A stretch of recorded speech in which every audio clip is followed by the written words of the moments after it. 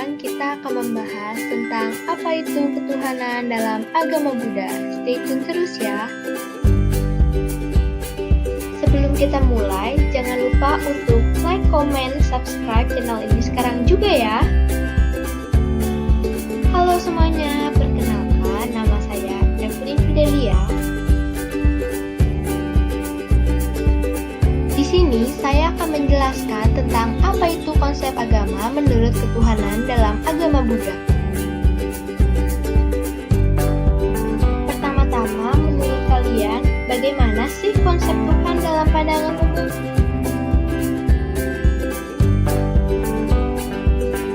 Konsep Tuhan dalam pandangan umum adalah Tuhan dipahami sebagai Roh Maha Kuasa dan asas dari suatu kepercayaan. Tetapi dikarenakan perbedaan pendapat dan belum ada kesepakatan bersama tentang Tuhan, terbentuklah berbagai konsep ketuhanan. Berbagai konsep tersebut adalah teisme, deisme, panteisme, dan lain-lain. Dalam pandangan teisme, Tuhan merupakan pencipta sekaligus pengatur segala kejadian alam semesta. Dalam pandangan deisme, Tuhan merupakan pencipta alam semesta, tetapi tidak ikut campur dalam kejadian di alam semesta. Menurut panteisme, Tuhan merupakan alam semesta itu sendiri. Dari pandangan-pandangan tersebut dapat dipahami bahwa ada satu kebenaran teori yang mendasari segalanya, yang diamati oleh berbagai agama dalam sudut pandang yang berbeda-beda. Oleh karena itu, kesimpulannya adalah sesungguhnya agama di dunia menyembah satu Tuhan yang sama, akan tetapi melalui konsep dan pencitraan mental yang berbeda-beda mengenainya. Lalu, apa pandangan agama Buddha mengenai keberadaan Tuhan? Tuhan dalam agama Buddha bukanlah Siddhartha Gautama.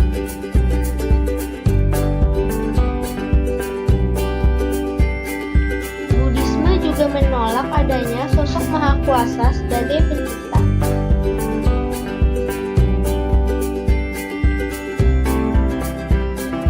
Lalu bagaimana pandangan Tuhan dalam agama Buddha?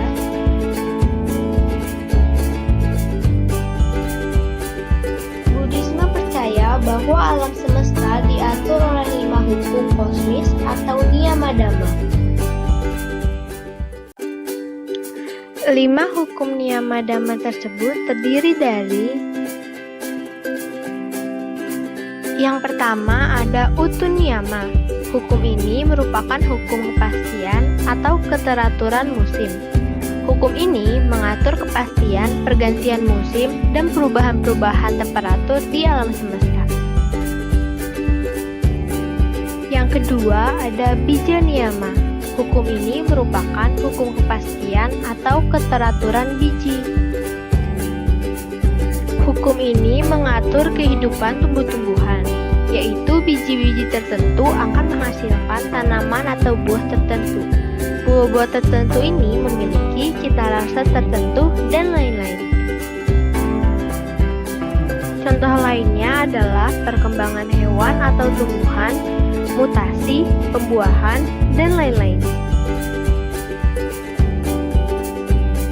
Lalu yang ketiga ada kama niyama. Hukum ini merupakan hukum kepastian atau keteraturan perbuatan yang dapat disebut sebagai kama. Hukum ini memahami bahwa kama baik akan menghasilkan kebahagiaan, sedangkan kama tidak baik akan menghasilkan penderitaan.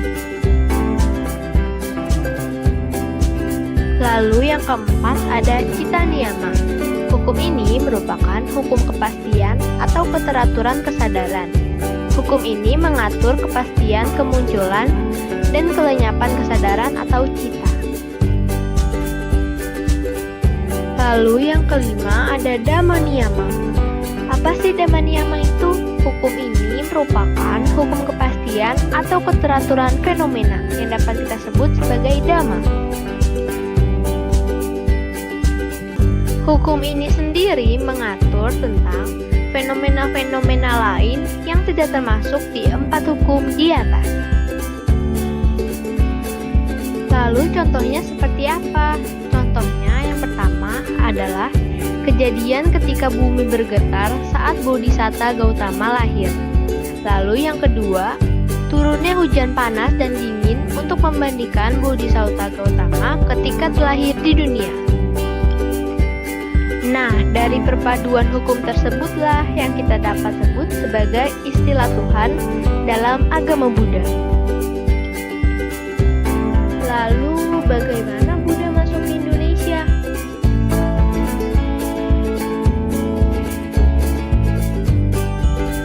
Dalam sila pertama Pancasila yang berbunyi Ketuhanan Yang Maha Esa,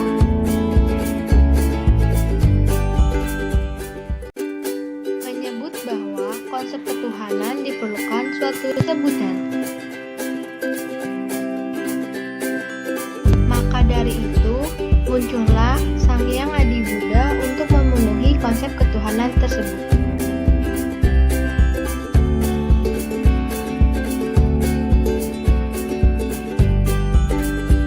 Adi Buddha merupakan sebutan untuk Tuhan Yang Maha Esa.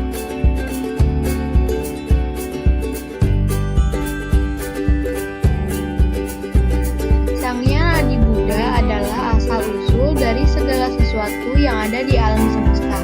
Ia sendiri tanpa asal dan tanpa akhir, ada dengan sendirinya, tidak terhingga, esa tiada duanya, kekal abadi. Semua kata-kata indah dan besar itu tidak mampu melukiskan keadaannya yang sebenarnya dari Sang Hyang Adi Buddha. Lalu, mengapa dewa-dewi bukanlah Tuhan?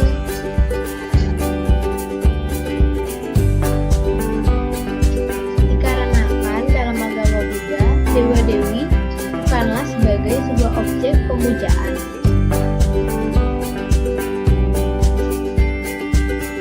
Tetapi mereka adalah mantan manusia yang menjalankan banyak kebajikan, moralitas, dan samadhi sehingga terlahir di alam dewa.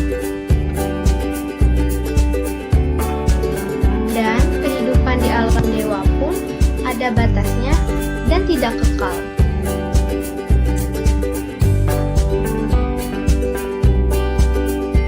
Oleh karena itu, konsep Tuhan tidak dapat kita samakan dengan dewa-dewi.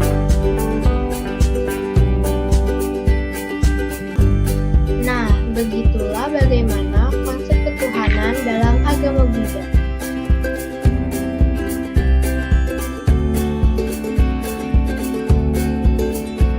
Selain itu, ketuhanan atau sifat keadaan Tuhan yang secara umum dipercaya berupa tidak dilahirkan, tidak diciptakan, atau ada dengan sendirinya, ternyata juga ada pada Nibbana.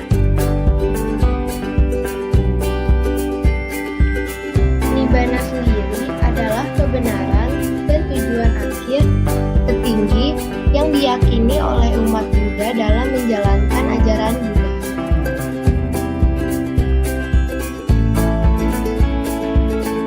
Meskipun disebut sebagai tujuan, namun ia bukan suatu tempat, bukan alam, bukan makhluk, bukan pribadi, dan juga bukan benda. Dan tidak mungkin untuk menjelaskan Nibbana secara sempurna dengan kata-kata yang terbatas yang ada di dunia. Hanya dengan mencapai atau menyelaminya, maka Nibbana dapat dipahami secara sempurna. Ini menandakan bahwa ajaran agama Buddha juga mengajarkan ketuhanan yang Maha Esa, atau sifat keadaan atau ciri khas yang tidak ada duanya, yang tidak dimiliki oleh selain Tuhan, yaitu tidak dilahirkan, tidak menjelma, tidak tercipta, tidak terkondisikan. 31 alam kehidupan. Dalam agama Buddha dipercayai adanya 31 alam kehidupan yang secara garis besarnya terbagi atas. Yang pertama pertama ada 4 alam kemerosotan atau apaya bumi, yang kedua ada 1 alam manusia atau manusia bumi, yang ketiga ada 6 alam dewa atau deva bumi, yang keempat ada 16 alam Brahma berbentuk atau rupa bumi, dan yang terakhir ada 4 alam Brahma dirbentuk atau arupa bumi. 4 alam kemerosotan atau apaya bumi adalah suatu alam kehidupan yang tidak begitu ada kesempatan untuk berbuat kebajikan. Alam ini juga sering disebut sebagai dugati bumi. Yang pertama ada alam neraka atau niraya. Niraya atau neraka adalah suatu alam kehidupan yang penuh derita dan siksaan tanpa kesempatan untuk berbuat kebajikan, tanpa kebahagiaan, tanpa perkembangan. Neraka dalam pandangan agama Buddha bukanlah suatu alam kehidupan yang bersifat kekal. Apabila akibat buruk dari suatu kejahatan telah terlunasi, mereka yang terjatuh ke dalam neraka akan dapat melahirkan kembali di alam-alam lain yang lebih tinggi. Tergantung perbuatan-perbuatan lain yang pernah mereka lakukan sepanjang kehidupan yang berada di masa lalu. Neraka terbagi menjadi 2 bagian, yaitu yang pertama ada neraka besar atau mahaniraya, lalu yang kedua ada neraka kecil atau usada niraya. Alam yang kedua adalah alam binatang atau tiracana. Tiracana atau binatang adalah suatu makhluk yang umumnya berjalan dengan melintang atau membujur, bukan berdiri tegak seperti manusia. Dengan pengertian lain, binatang disebut tiracana karena merintangi jalan menuju pencapaian jalan dan pahala. Alam setan atau peta berbeda dengan makhluk yang berada di alam neraka yang menderita karena tersiksa. Peta atau setan hidup sengsara dikarenakan kelaparan, kehausan, dan kekurangan. Lalu alam iblis atau asura kaya terbentuk atas 3 kosakata, yaitu A yang berarti unsur pembalik, sura yang berarti cemerlang, gemilang, dan kaya yang berarti tubuh.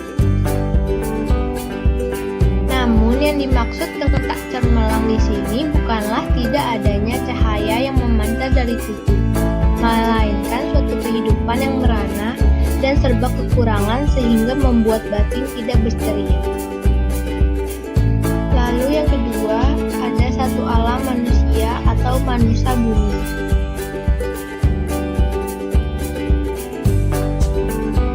Manusia atau manusia adalah suatu makhluk yang berkembang serta kukuh batinnya, yang tahu serta memahami sebab yang layak, yang tahu serta memahami apa yang bermanfaat dan tak bermanfaat, yang tahu serta memahami apa yang merupakan kebajikan dan kejahatan. Yang ketiga ada 6 alam dewa atau deva bumi. Ada 3 macam deva atau dewa dalam pandangan agama Buddha. Yang pertama ada upati deva dewa, yang kedua ada visuddhi deva dewa, lalu yang ketiga ada samuti deva dewa. Dewa yang dimaksud dalam pembahasan ini hanyalah merujuk pada makhluk surgawi yang mengenyam kenikmatan indrawi. Makhluk surgawi dalam pandangan Buddhis tidaklah bersifat kekal. Mereka bisa mati karena salah satu dari 4 sebab, yaitu genapnya usia, habisnya kebajikan, terlena dalam kenikmatan hingga lupa makan, murka atau iri hati. Dalam pandangan agama Buddha, alam surga di mana para dewa-dewi bertempat tinggal dalam kurun waktu yang terbatas, tidak kekal, tidak selamanya, terbagi menjadi 6 alam, yaitu yang pertama ada Catu Maharajika, yang kedua ada Tavatissa, yang ketiga ada Yama, yang keempat ada Tusita, yang kelima ada Nimanarati, yang keenam ada Para, Nimi, Tava, Savasi. 16 alam Brahma berbentuk rupa bumi.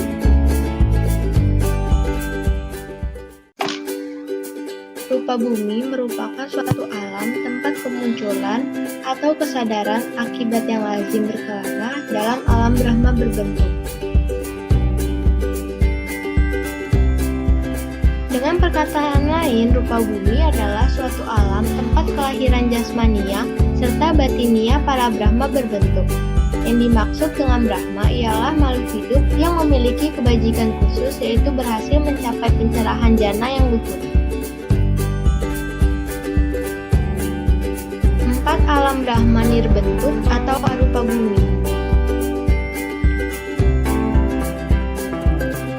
Arupa bumi merupakan suatu alam tempat kemunculan 4 unsur batiniah, yaitu kesadaran akibat yang lazim berkelana dalam alam Brahma nirbentuk.